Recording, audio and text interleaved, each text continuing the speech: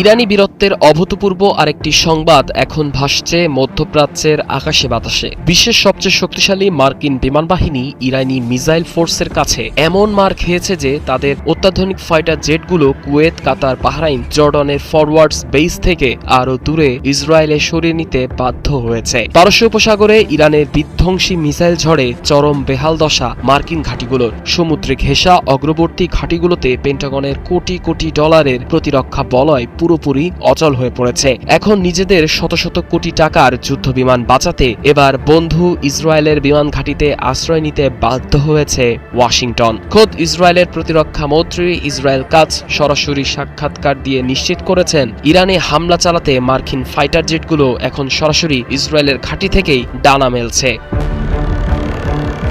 সামরিক বিশ্লেষকদের মতে এতদিন কাতার, জর্ডান ও সৌদি আরবের মতো পারস্য উপসাগরীয় অগ্রবর্তী ঘাঁটিগুলো থেকে পুরো মধ্যপ্রাচ্যে একচ্ছত্র সামরিক আধিপত্য চালাচ্ছিল, কিন্তু ইরানের সীমানার অতি কাছাকাছি হওয়ায় সেই ঘাঁটিগুলো এখন মার্কিন সেনার জন্য সাক্ষাৎ মৃত্যুপুরীতে পরিণত হয়েছে। ইরানের অব্যাহত হাইপারসনিক ও ব্যালিস্টিক মিসাইল হামলায় এসব ঘাঁটিতে থাকা বিপুল পরিমাণ আমেরিকান সামরিক সরঞ্জাম, রিফুয়েলিং, এয়ারক্রাফট এবং রাডার ব্যবস্থা মাটিতে থাকা অবস্থাতেই ছাই হয়ে গেছে। আর শত্রুর আক্রমণ রুখে দেওয়ার জন্য মার্কিন ও ইসরায়েলি যে থার্ড এবং প্যাট্রিয়ট আকাশ প্রতিরক্ষা ব্যবস্থা মোতায়েন ছিল, ইরানের মরণঘাতী ফাত্তা-2 হাইপারসনিক মিসাইলের তোপে সেগুলোর অকার্যকারিতা আজ বিশ্ব দরবারে স্পষ্ট হয়েছে।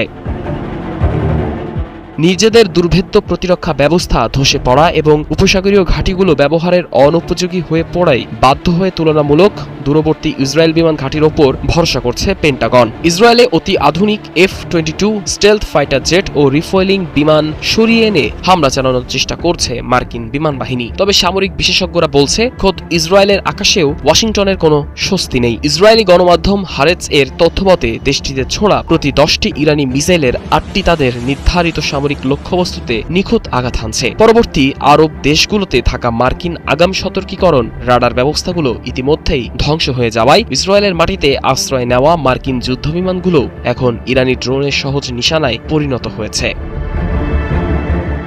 শত্রুর দোরগোড়ায় থাকা নিজেদের শক্তিশালী ঘাঁটি হারিয়ে শেষ আশ্রয় হিসেবে ইসরায়েলের যুদ্ধবিমান সরিয়ে নেওয়া স্পষ্ট প্রমাণ করে দেয় যে ইরানের এই নজিরবিহীন বারুদ ঝড়ের সামনে বিশ্বের তথাকথিত একক পরাশক্তি আমেরিকা আজ কতটা কোণঠাসা, পরাস্ত ও দিশেহারা।